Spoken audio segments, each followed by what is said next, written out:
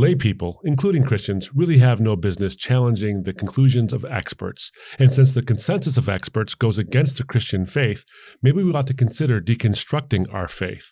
Well, so thinks Rhett McLaughlin. Not so fast. Let's talk about it on All Rise.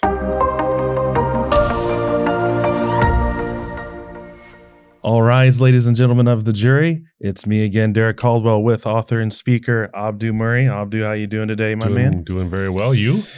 Good, as we talked about before. So people know these aren't useless props. This is a working Skittles machine, and I've just accidentally had way too many. So yeah, I'm feeling weird, but I'm hoping to get through this one. We'll do it. We'll get there. Yeah, you got to tasted the rainbow, and I don't know what that means, but apparently it causes weirdness. Well, I guess so. But today we are responding to a video by Rhett McLaughlin, and Rhett, a lot of people may be familiar with his show, My Mythical Morning. Mm-hmm. Him and his co-hosts were sort of the people that put I don't know that they're the first ones to say it, but put the terminology of deconstruction on the map, something you've talked a lot about, and how deconstruction isn't always a bad thing. Right. Everyone sort of, you did it. You deconstructed your Muslim faith on the road to becoming a Christian. So it's something a lot of people do, but in this sort of arena, it's typically about deconstructing traditional Christianity, or conservative Christianity, and either coming out on the other end agnostic or something very different than Christian, at least. Yeah, and with the goal of not I don't know if it's necessarily the goal, but with the end result of essentially not reconstructing your Christian faith based on some assumptions. Because deconstruction, as I said before, as a concept, isn't necessarily a bad thing if what you're doing is you're taking assumptions you've just or things you just assumed to be true your whole life, that the Bible's God's word, the Trinity, God's existence, the inerrancy of Scripture, and you've taken these things and you've just simply believed them because you were supposed to. Deconstruction is taking those things and saying, I'm not going to believe them just because I'm supposed to. I'm going to deconstruct and find out what's really true and then reconstruct it, a more robust faith based on what I know now to be true, either through experience or through empirical means. But what's gone on here with Rhett McLaughlin is essentially a deconstruction that's led to what I think he calls himself a hopeful agnostic, which is great in that sense because he's a hopeful agnostic, and that's great. Yeah.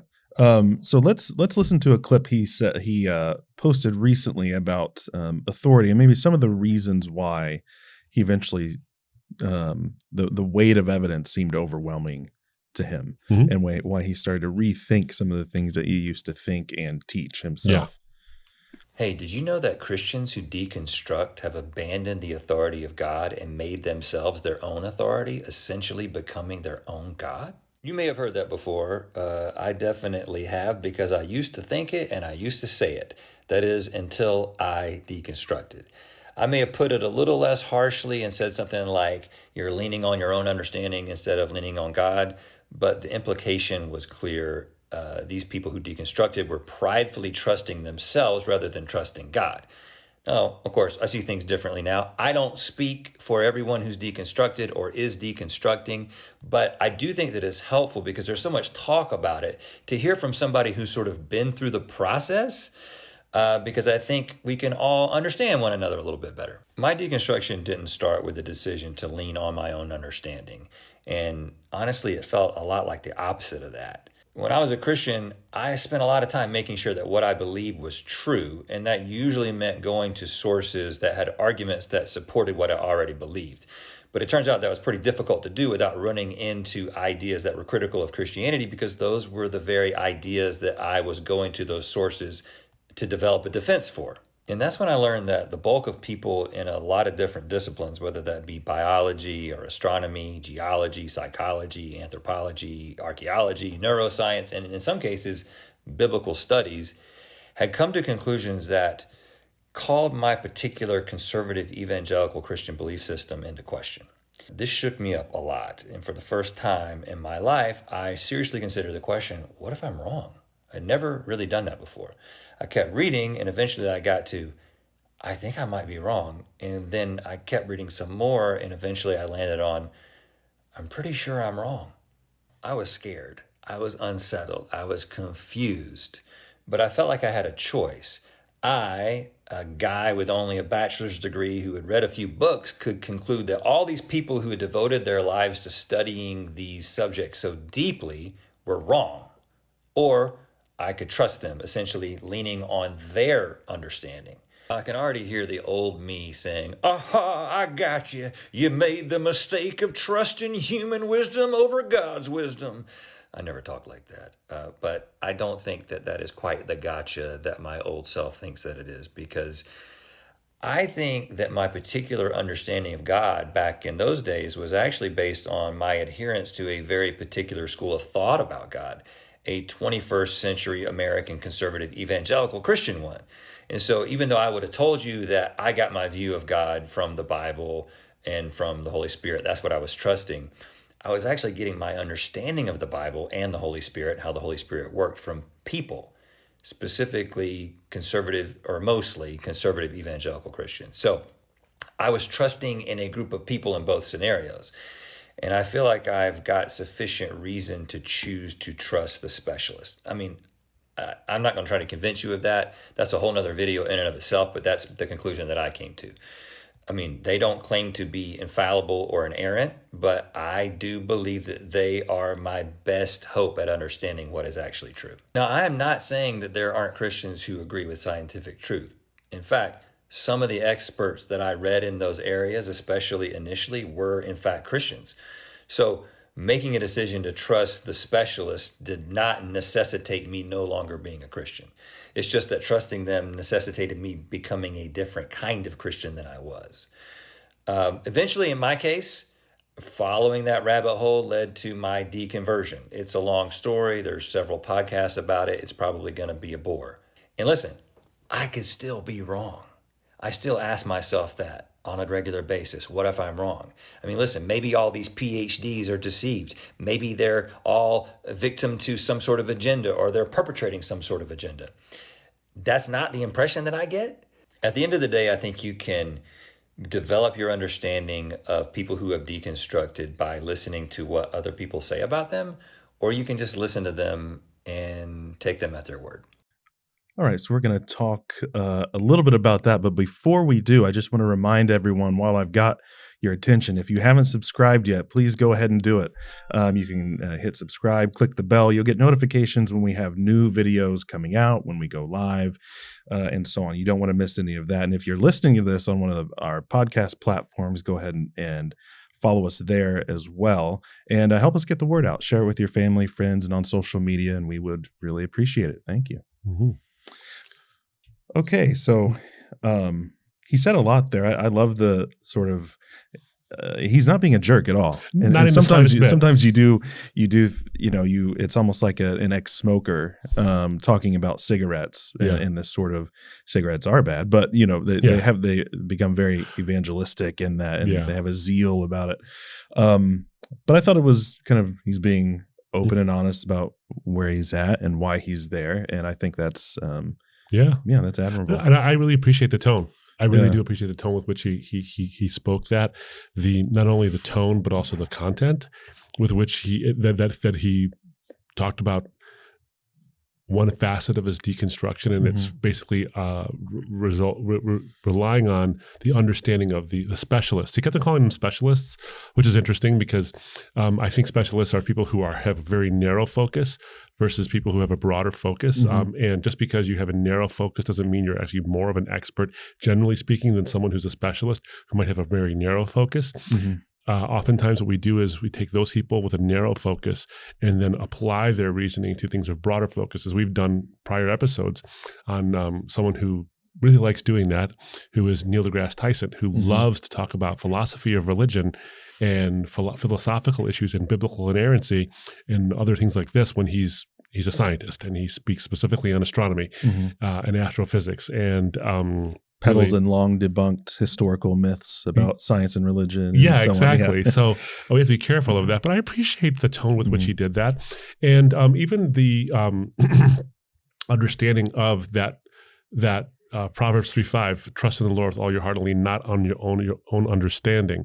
Now, this is the interesting part, okay? And this is one thing that I think I'm going to agree with him on for a little bit, but also disagree with him on, is that I think when people are going through a deconstruction, when people are going through a spiritual journey, as it were, and maybe they're coming from a non-Christian faith considering the Christian faith, oftentimes as the questions swirl and they wrestle in their minds with things, people will give them Proverbs 3:5 and say, calm yourself, trust in the Lord and lean not on your own understanding. The problem with this is the context of this proverb isn't actually telling you trust in the Lord and lean not on your own understanding in terms of the way things work. Like, no one does that when it comes to how to fix a car. No one does that when it comes to how to perform brain surgery. Yes, we trust that in the mind that God has given us and the understanding that God has allowed us to have. This proverb is not talking about physics and biology and astronomy. It's not talking about that. It's talking about your own path in life, is that there might be some things that you think you understand in your path in life. And you're playing the game of, if I get out of it this way, or if I just do this thing will work out for me. And you're trying your hardest to deal with your anxieties and your problems. And there comes a time when you have to actually trust in the Lord and just lean solely, not on your own understanding. In all your ways acknowledge him and he will make your paths straight. It has nothing really to do with whether or not the scientists are right or the biologists are wrong or what. It has nothing to do with that. So in one sense, he's right, is that people have misused the scripture, but in one sense, he's misusing it himself because it's not really applying to this kind of a search. It's applying to searches for what's going on in your life. So if you Christians out there, let's try our best to avoid using that passage when it comes to this kind of journey of faith. When it's talking about walking with the Lord, this is what it's talking about. It's talking to believers about how they should walk with the Lord in their daily lives, not in these intellectual pursuits. Well, that's excellent. I want to just real quick, because that was a long video, I want to run through kind of some, I think, what his main points was. And then I have a follow-up question on that I just thought of as we were listening that I think is interesting to compare maybe what I'm gathering from his childhood versus some other people we know. But he seemed to be saying, so I had kind of 6 points here. Christians think that non-Christians lean on their own understanding. That non-Christians become their own God. But in reality, this is what many Christians do. His second point, as a Christian, he looked for answers, but with a confirmation bias. He only read people who he knew beforehand would agree with him. That's common. The third point was the bulk of people, quote unquote, in a lot of different disciplines, and in some cases, biblical studies, disagree with evangelical Christianity. Number 4, we should lean on the understanding of expert consensus. We need to trust the specialist. And implicit, what we gather from that is, who are we who know far less to disagree? You brought up the whole bachelor's degree thing. I'm a bachelor's degree guy who read a couple of books. Who am I to question them? Number 5, Rhett admits that he may still be wrong. Perhaps the specialists are really misguided or part of an agenda to confuse, but he doesn't think so. I think there are probably more options there. And then finally, Rhett does not believe all Christians do this. And I thought that was a good admission, because it can be easy to kind of straw man and think of it in black and white terms. But under the weight of evidence, or what he understands to be expert understanding, he deconstructed and left behind his faith. And as you mentioned, he identifies as a hopeful agnostic. But what I was thinking when he was going through that and the sort of the upbringing he had, it was almost as if, and I think that's what he's saying, he had sort of no exposure to any other opinion to anything until he got a little bit older. And that can be really powerful when you've never heard the other side. Then you get older and you hear another side to something, and that in and of itself can almost act as a piece of evidence for its truth, because why would they be hiding it from me? And I know, Oxford mathematician John Lennox talks about, he's a strong believer in how his childhood was different. His parents wanted him to be curious and explore and read different opinions, and that all helped to bolster his faith. And I seem to hear this story a lot, that those who were not allowed to be exposed to other ideas,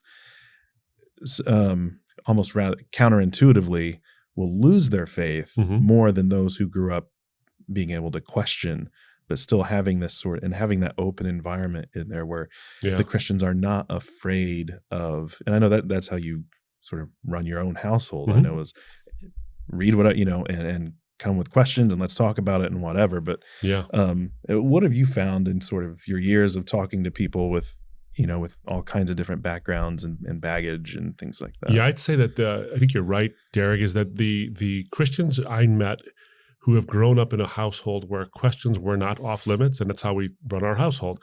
No questions off limits. You might get disagreement, but you'll never get actual judgment. You will get disagreement, depending on what it is you say, but you won't get judgment. We'll walk through this together and we'll think through these things together. Those Christians that I've met have tended to have more robust faiths, especially when the challenges come. It's very much like when my first child was born, when my boy was born, the doctor said, get him outside. He was born in the summer. So get him outside as soon as you can. And as soon as it's safe, here's when you get him outside so that he gets exposed to the pollens and the whatever's in the world, because now is when he's going to develop that immunity and that ability to cope with stresses on his body. And the earlier he does that, the better off you are, as long as you do it in a safe way. And I think that's a similar thing with the Christian faith. If you insulate people to the point where you think the only way you can actually believe is to have this isolation and this insulation from the world around you, suggests that we're trying to hide you from the rest of the world, and the rest of the world's trying to knock the faith out of you. And by the way, they're going to do a good job of it. So we're terrified to expose you to this kind of thing. And so you get out there and all of a sudden you find out you have all of these spiritual allergens coming at you, and they become carcinogen. In one sense to your faith. And then before you know it, you're gone. There's that phrase I once heard, if you scratch hard enough at the surface of an atheist, you might find a fundamentalist underneath. A lot of times former fundamentalists can become like that.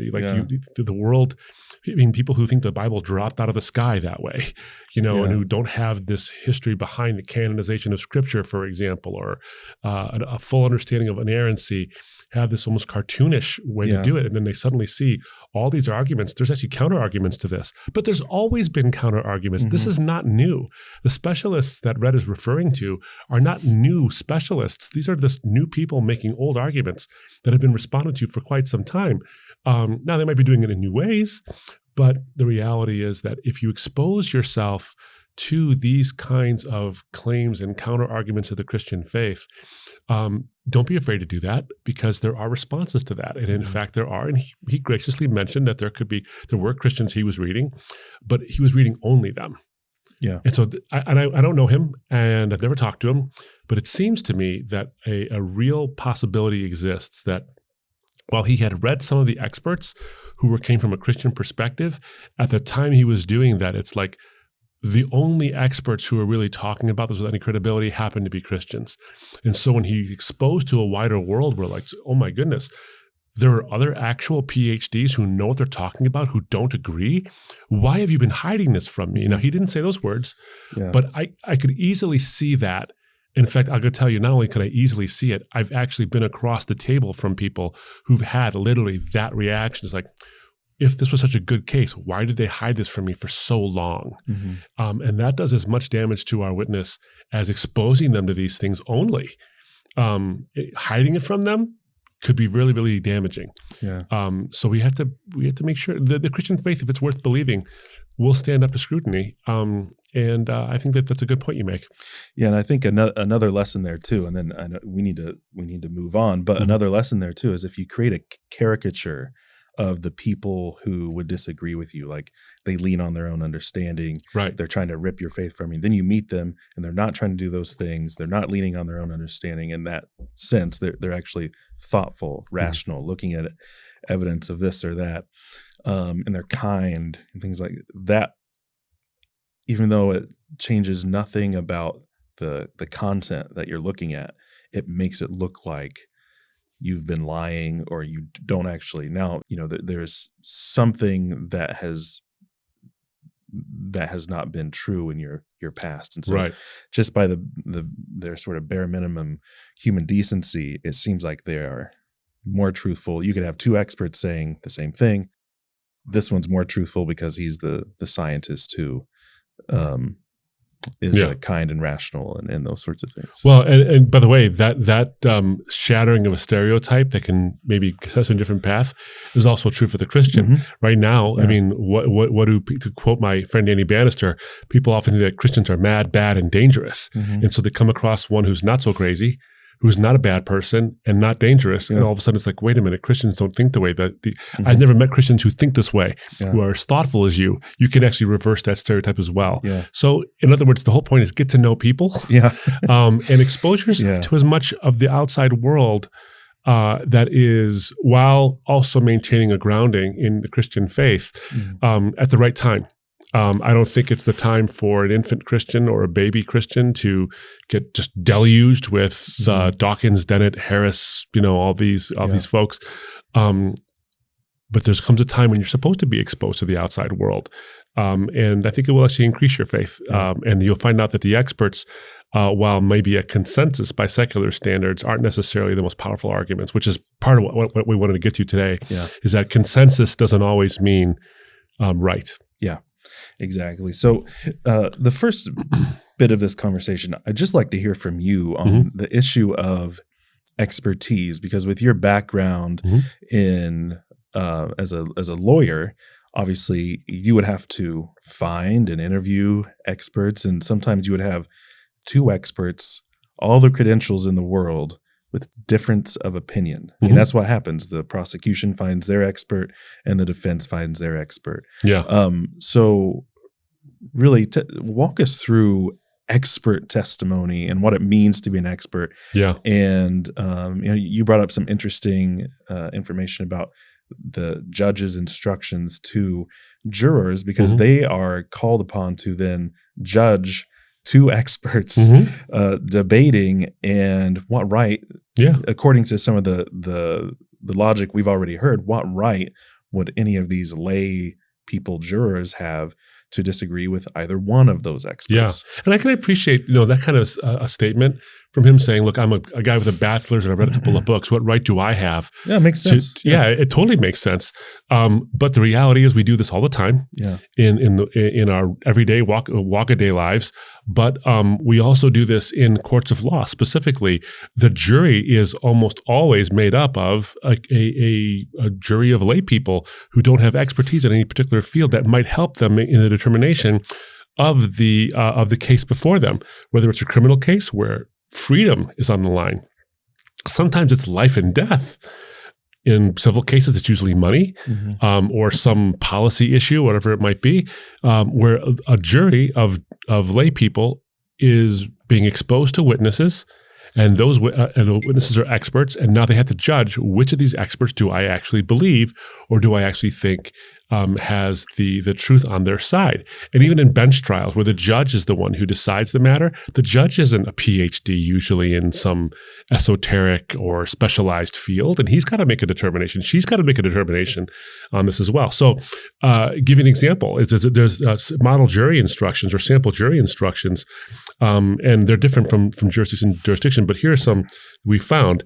When a judge instructs a jury on weighing expert testimony, the judge would say, such opinion testimony should be judged like any other testimony. You may accept it or reject it. So who are you as a non-expert? Well, you're the jury.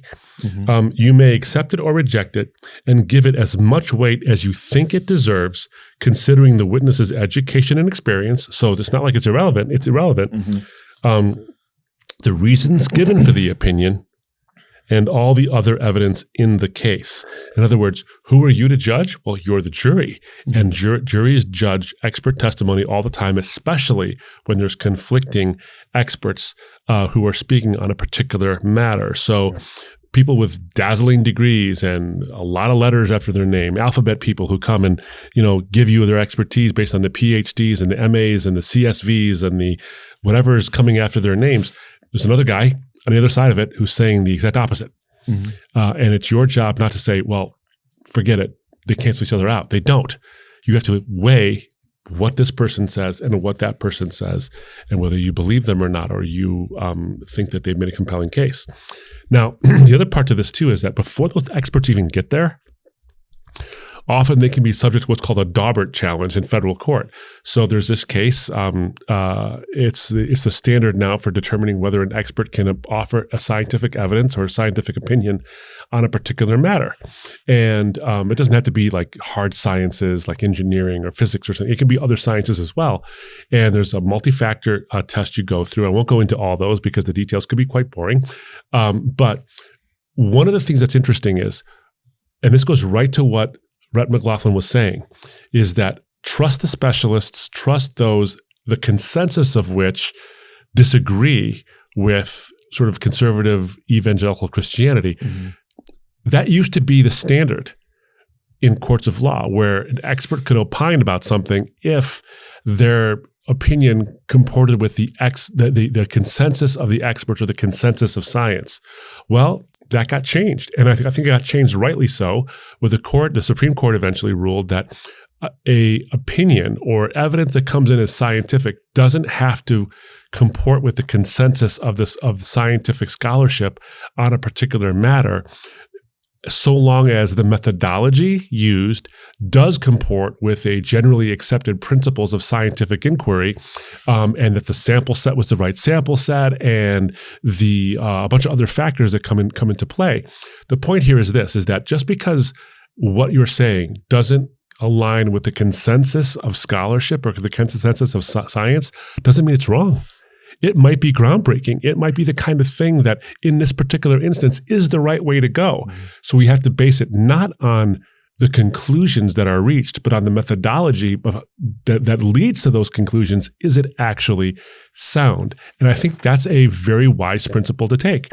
So if we apply that in this particular instance, you have someone like Rhett who is saying we really can't question the majority, the bulk of people, as it were, or the consensus of scholarship on these issues. We really can't challenge this. Sure we can. We do it all the time. And we have specific examples of that we could talk about and probably will talk about during the course of the minutes we have remaining for the show, where we wouldn't be where we are today, scientifically speaking, if people didn't buck the consensus of scholarship. Right. We wouldn't be. That's what science is all about. It's about challenging the accepted norms, but doing it responsibly with valid methodology, repeatable protocols, so that you can say, okay, that's good, solid science.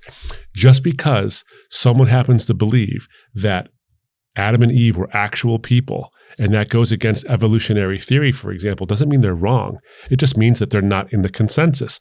But now take a look at the actual evidence. Why do they come to those conclusions? Mm-hmm. Why do people believe in the fine-tuning of the universe? Or why do people believe in the specified complexity of the design of life? Someone like Stephen Meyer and other people, why do they think that? So when you consider that to be the possibility, you do have mainstream.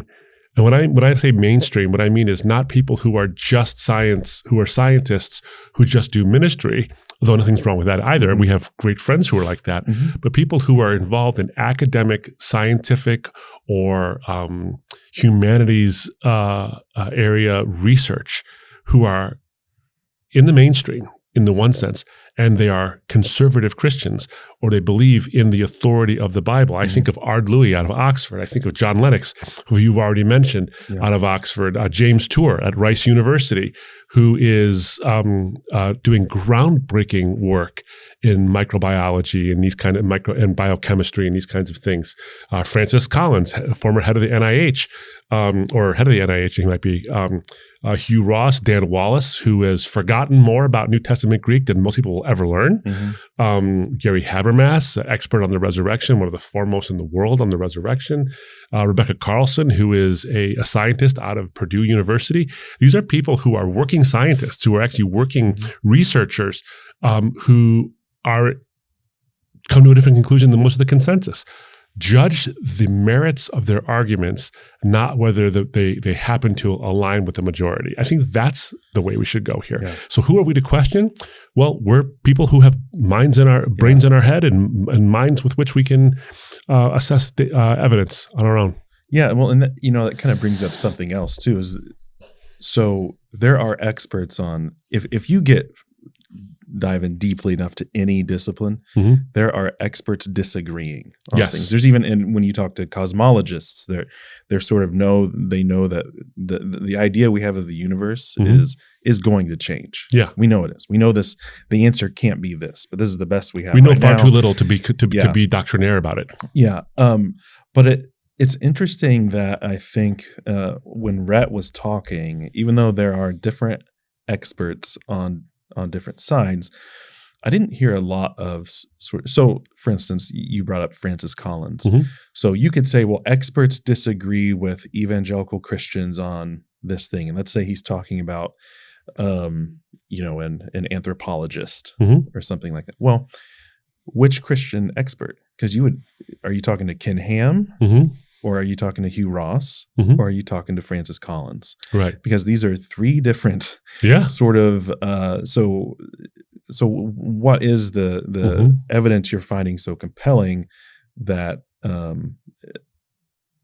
that you wouldn't find a Christian who's also saying, yeah, there's a way to reconcile that with, unless it could be the preponderance of evidence he feels is sort of pointing away from that. But there is this, there's this one view. There is, again, and read the journal articles, they are still having healthy debates on all of these things. And a lot of the ologies he mentioned are very much, we're sort of waiting for the next breakthrough that might change the whole thing. Yeah, they're holding their conclusions provisionally. Right. Not with any level, without conviction levels. Right, I mean, there are people who believe we evolved from a common ancestor. Right. And they're holding that with a level, something coming close to, if not exceeding, the level of a conviction. But at the same time, an honest scientist would say, I'm willing to be wrong. And frequently they are. Yeah. A great example that we discussed about before is cosmology, Big Bang cosmology. For the longest time, the consensus of scholarship was that the universe always existed. Yeah. And then some upstarts come along and they say, hey, wait a minute, we've noticed a couple of things. Edwin Hubble and Einstein and these folks come out and say, hey, noticed a few things that suggest and a Catholic. Yeah, and a Catholic. Yeah, exactly. And they said, George, I can't say his last name, Lemaitre or something like Lemaitre, that. I think is how you say it if you're a cosmopolitan like me. I'm sure I said it wrong. But as am I. Yeah. Yeah. So you have it, and they upset the whole thing. And for the longest time, and this is important because Rhett made mention of the fact that I think he was saying it semi-tongue-in-cheek, that there's this conspiracy of people who have an agenda, but agendas, everyone has an agenda. We have one sitting here today. Everyone's got an agenda. Yep. It just happens. And you have to check that. But the reality is that for the longest time, the consensus of scholars tried to keep this idea of a Big Bang under wraps, as it were, or repressed, because they recognized the implications that the universe had a beginning. It sounded an awful lot like Genesis 1, and that bothered them. And so a lot of the pushback against this new radical idea that the universe had a beginning was ideologically based. It wasn't scientifically based. So yes, that actually does happen. And of course, we know that there are some reasons why people, maybe not as so ideologically, but maybe for convenience purposes, actually don't check the science, as it were. Right. And so, for example, well-known scientist Fred Hoyle sort of went to his grave disagreeing with the Big Bang cosmology, precisely because it sounded to him like creation science. Yeah. He's actually the one that gave it the title, The Big Bang, as some people think is almost pejorative. Right. He's kind of making this Big Bang at the beginning of the universe. Yeah. But we talk, we'll talk a lot about the fine tuning of the universe. And that's one too, that interestingly, you'll find, I heard this first in a physics class that I took in my undergrad. And you'll find this sort of rejection of fine tuning for a very specific reason. All the evidence seems to point to it. There's a consensus view that it exists, but it's a problem we want to do away with. And Leonard Susskind, famous physicist, wrote, without any explanation of nature's fine tunings, we will be hard pressed to answer the intelligent design critics. So he sort of says precisely what the problem is and why we need to reject where the evidence is pointing. We need to find this other thing, and that's where you get the multiverse. You have to explain theories. it. Which some have called sort of this. It's this. David Lindley. Let me see. Yeah, David Lindley called it. Said this is like the scientist version of blind faith. We don't know how this could be, but we want to hold on to this conviction. Therefore, multiverse. Yeah, it's God of the gaps, but instead of God, it's multiverse. Yeah, it's a multiverse of the gaps. We can't explain this thing that bothers us a lot. So what we'll do is we'll plug in multiverse, and that'll get rid of the problem. Yeah. I think that's. So we see this. We see evidence of this. In fact, David Berlinski, I was going to read a quote. Also, I think a hopeful agnostic. In his book, The Devil's Delusion, this is his quote. He says, "If nothing else, the attack on traditional religious thought marks the consolidation in our time of science as the single system of belief in which rational men and women might place their faith, and if not their faith, then certainly their devotion. From cosmology to biology, all the ologies that Rhett McLaughlin mentioned, its narratives, science's narratives, have become the narratives. They are, these narratives, immensely seductive, so much so that looking at them with innocent eyes requires a very deliberate act. And like any militant church, this one places a familiar demand before all others. Thou shalt have no other gods before me." That's a powerful statement by someone who's not a Christian. He's saying, look, there are ideological reasons why people actually espouse this sort of consensus. Is it a consensus of scholarships? Sorry, is it a consensus of science, or is it a consensus of the scholars who necessarily want a certain kind of conclusion? Now, that has to be judged on a case-by-case basis, and I dare not throw all scientists in this loop because, of course, I rattle off a bunch of names of people who are scientists who I think are responsible. And by the way, there are plenty of scientists who are very responsible people with the data who don't agree with my worldview in the slightest bit. Right. Each one has to be judged on their own merit and by their own methodologies, which brings, of course, one more bit of evidence here is that the reality is sometimes science gets published as if it's established science, when the reality is it doesn't actually meet the scientific inquiries. There was that 2016 survey by Nature. Nature, of course, you might know this, is one of the most prestigious scientific journals in the world. Peer-reviewed journal, and they reported that more than 70%. They did a study on different studies, and 70% had tried and failed to replicate the experimental results from other labs, and couldn't do it. So that's really interesting because in order for good science to be established science and for it to become the kind of thing that you'd say that is a finding, and to be the kind of thing that would meet the peer-reviewed standards, your experiment has to have the kind of protocols that could be repeatable and then yield the same results. Because if you're doing an experiment and you do this protocol and it comes out with X, and you do it again and it comes out with Y, or even not X, or even X prime, you have some issues going on. Maybe your protocol isn't that great.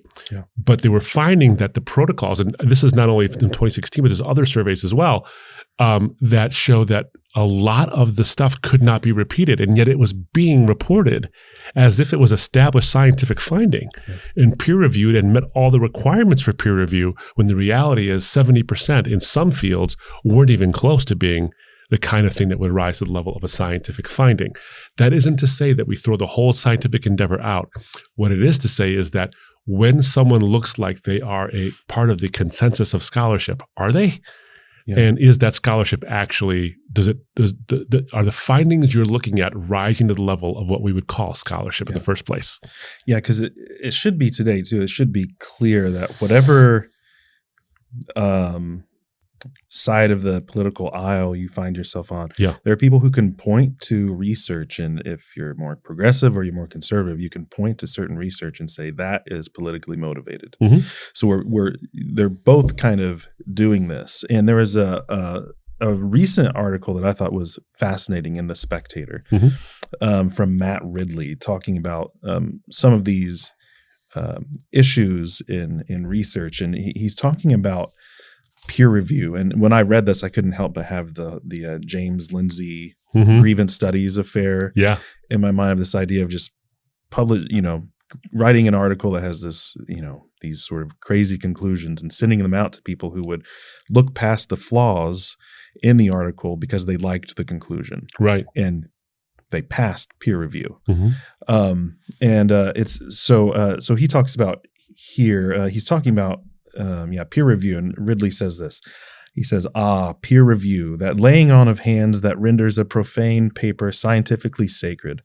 In practice, peer review has become less a means of challenging papers than a way of keeping out heretics while waving through true believers. And elsewhere he writes, the real scandal in science is not the criminal frauds, of which there are always a small number, nor the data dredging and fire hose publishing, but the gatekeeping, groupthink, and bias that politicizes some fields of science, turning it into the dogma known as, quote unquote, the science. And we've got some examples of that. And again, to your point, peer review, explain that a little bit, because it's a good thing if done correctly, and it shouldn't be about gatekeeping. Right. Well, it's a way to keep junk science out of the journals. Whenever something is submitted, whether after it's been funded and done, and there's been research done and some findings that are there, and you're gonna submit a paper or a submission to a journal, there is an editorial board. There are boards of people who are qualified in that particular area of expertise. Even people who are outside of it, like epistemologists and these kind of things, who say, did you actually have a valid methodology? Is your sample set the kind of sample set that would actually yield any kind of reliable results? What statistics did you use, and how did you reach your conclusions? Were there logical inferences to that? And you have a whole bunch of things, and I've only simplified it very much down, but you have a whole bunch of things where your peers, people who are experts in the industry, look at this and say, is this the kind of thing, not that we agree with, this is important. Peer review is not intended to be the kind of thing where we say, we agree with your conclusions. No, it's review of, do we think that you actually engage in the kind of rigor that a scientist or anybody in this field should actually engage in? And if the answer is yes, then we publish your paper regardless of what the conclusion actually is, because we're supposed to challenge each other. And that's what peer review really is. What these folks have pointed out, what Lindley and other folks have pointed out, is that peer review has become less about allowing unpopular or unpolitically correct opinions to be published, and more about making sure that we're gatekeepers to what the conclusions are, not what the science is, but what the conclusions actually are. And you do find this across the board, maybe more now than ever, in terms of, well, not more now than ever, but definitely more now than in recent history, because of the political charge of so many different fields of study. We don't have to get into details, but in the fields of study such as gender studies and social dynamics and these kind of things, the gatekeepers are keeping them out because of the conclusions being reached, not because of the methodologies with which they come to those conclusions. And that's a very serious danger. So, I think of one of the areas where this is really sort of blowing up right now, especially in that field, is the topic of rapid onset gender dysphoria, which people may have heard of from Abigail Shire, or they've heard of the work of Lisa Littman and some others. But the idea is that their work is just being, the results are being disagreed with so much that a paper may pass peer review and then be redacted because of threats from activists and other things. And people are they're having their work redacted for the first time in their careers. They're having their jobs threatened, things like that. And so science should at least be able to ask the question when there's a brand new phenomenon of what is going on. And we may find out that this idea is completely wrong in the future. And it's not even saying all people who are suffering from gender issues are victims of this social contagion view. But a lot of that is sort of being redacted, not even allowed to bring up the question. And I'll mention this one. There was someone named Laura Favaro who couldn't even study whether women felt comfortable talking about their concerns about gender theory of gender theorists. So even that was sort of criticized and pushed down research. And so you see that this field is just getting so politically hot. And it makes sense from one side. If you feel like you're protecting a very vulnerable group, you're going to get angry when people could, come up with things that would disagree with your ideology. But it's interesting. I've just read a book by Hutchings and I don't know how to pronounce his last name, Ungurinu, called "Of Popes and Unicorns," and sort of goes through some of the myths we believe about the Christian past. And it's interesting that when we look at the past relationship between Christianity and science, what we find is that not even medieval Christianity was as restrictive as what we're now finding in gender studies and other areas, as far as not only restrictive, but oppressive to people who are just trying to ask other questions or all of the questions. And not just come up with the proper conclusion. Today's Grand Inquisitors don't necessarily wear the same robes. Exactly. That's so I look at this as well in terms of thinking about the way in which a court of law actually works and why there are restrictions and rules and standards for evidence. Because what we just described is not a reason to distrust all experts. We dare not do that. But it is a reason to say, when we say consensus of scholarship, is that consensus being crafted? Right. Or is it emerging from the data itself, from the science itself? So we have to ask that question. And you have to look beyond that a lot of people agree. Right. And so I think that Rhett's point is taken well insofar as it goes. But one step further to go is say, should your faith in this consensus itself be deconstructed? Or are you just assuming it because a lot of letters follow a person's name? That's not a good reason. So we don't just necessarily have to trust a religious figure because he's got a big following. Great, don't. But don't trust an expert just because he's got a lot of letters after his name either, or her name. It's just two different appeals to authority. Indeed. And that's why the strictures of a court of law are so interesting. We just watched over the weekend the Depp versus Heard Netflix documentary. People know the Johnny Depp versus Amber Heard, his ex-wife. Johnny Depp sued his ex-wife for defamation because she claimed that he had abused her. She countersued him because she said, "You have ruined my reputation by saying I was a liar," and all this stuff. Interestingly enough, the court of public opinion was overwhelmingly in favor of Johnny Depp, and made Amber Heard a lot of judgment on her honesty and all these things, and on her likability, and she's a terrible person, et cetera, et cetera. And the verdict that came out after using the rules of evidence, whether the judge was always right or not, I'm not making an opinion, but after using the rules of evidence to come to at the point where a trial was happening and you had the adversarial system at work, what did you have as a verdict? You had a lot of people watching the evidence unfold, and people were overwhelmingly in favor of Johnny Depp. But there was some stuff in that trial that didn't make him look like an angel, that's for sure, and didn't even make him necessarily like he wasn't the kind of person who would, maybe do the things he was being accused of or whatever it was. Interestingly enough, here's what the verdict was. The first verdict was in favor of Johnny Depp to the tune of, I think, $10 million. But there was a verdict in favor of Amber Heard against Johnny Depp on defamation counts, and she got like $2 million out of it. So in other words, if you thought he was mostly right, but at least partially wrong, that's the exact conclusion the jury came to. But that's not the conclusion that the court of public opinion came to. What accounts for the difference? What accounts for the difference is this, is that in court, you have standards for what constitutes good evidence, good argumentation, and the kind of conclusion someone could reach based on the evidence. In the court of public opinion, you have none of that. All you have is social credit as the sole incentive to come to the conclusions you come to. When you have standards for evidence, you can arrive at the truth. When social credit is your motivation, you will not come to the truth. All you'll come to is popularity. Yeah, I think often of the argument that well, you're just a Christian because you were born in this Christian country. But now you could almost say the opposite, as you're sort of in a country that as a whole seems to be deconstructing its Christian past.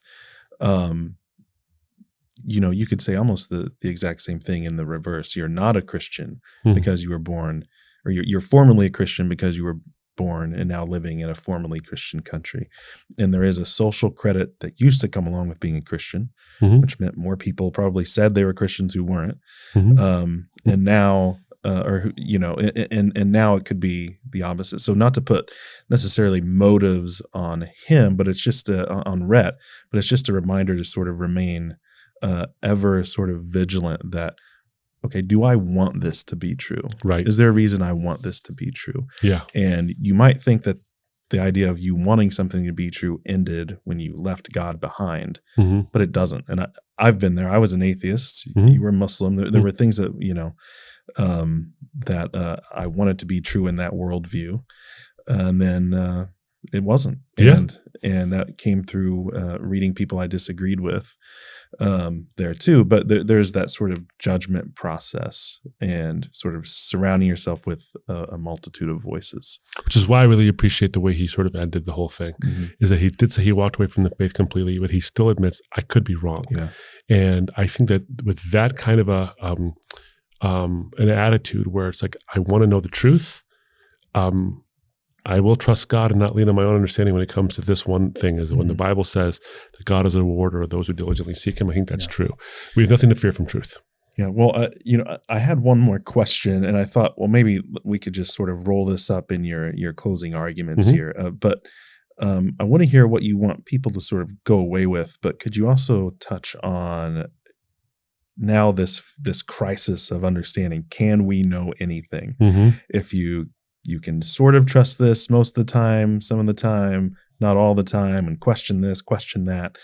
Can we know, are we justified in thinking we can actually know anything and come to a firm opinion on such weighty matters, such as the existence of God and how we're going to spend our whole lives in the wake of that? Yeah, and I've talked about, great question, I've talked about this before, about the preponderance of evidence and probabilities, is that if you're saying no, meaning for certain, the answer is this side of heaven, you will never know for certain things. I mean, there are certain things that I take for granted, like you're sitting here, or or that I'm actually a real person. I could be a really sophisticated graphical interface now with deep fakes.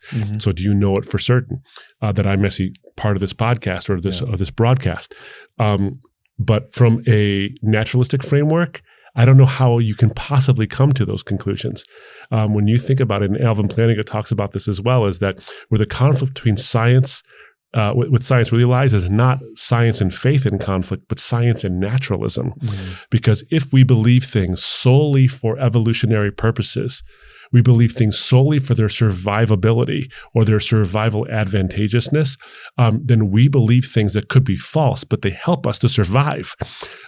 We won't know that because the very process by which we've come to believe these things is not based on rational inference or evidence or these kind of things, but on survival characteristics. So we don't actually really know anything in any real sense. So if you believe that the world, that human beings are here from a naturalistic, unguided process that has no divine mind behind it, then you can't trust your mind, and you certainly can't trust what you know, because what you think you know is based on evolution and survivability. What gives you the ability to keep your genes and your DNA from keep it propagating into the next generation? Versus I think a theistic mindset here is that the world itself has order and is intelligible, not simply for survivability or for survival characteristics, but because we actually do have a rational sense of the world.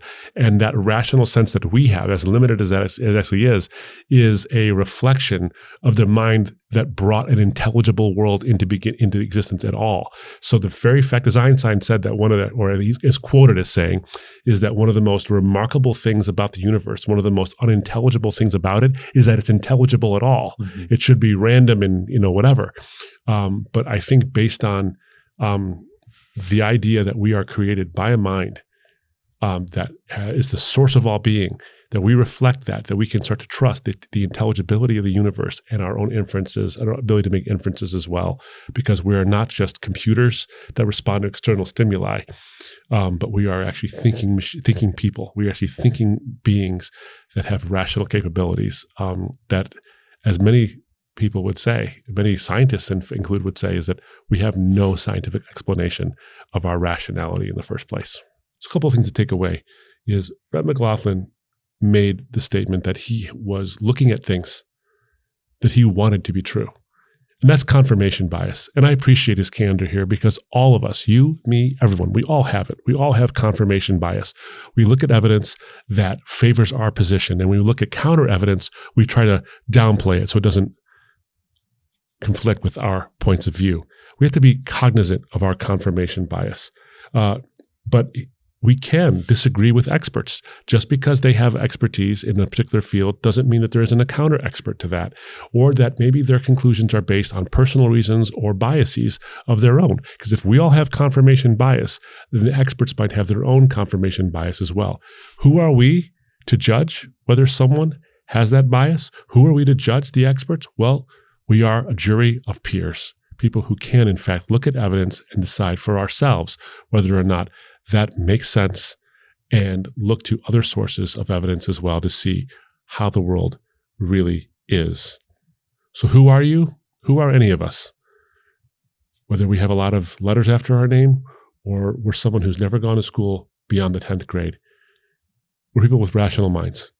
We're people who have resources at our disposal to be able to look and say, what is the truth? The truth is out there. It's not always easy to know comprehensively, but we can come to at least some level of understanding of what the truth actually is. And finally, friends, the Bible says that God is a rewarder of those who diligently seek him. And if he's there, I think he'll reward the diligent seeker. May each one of us be a diligent, vigilant seeker of the truth. Until next time, the defense rests.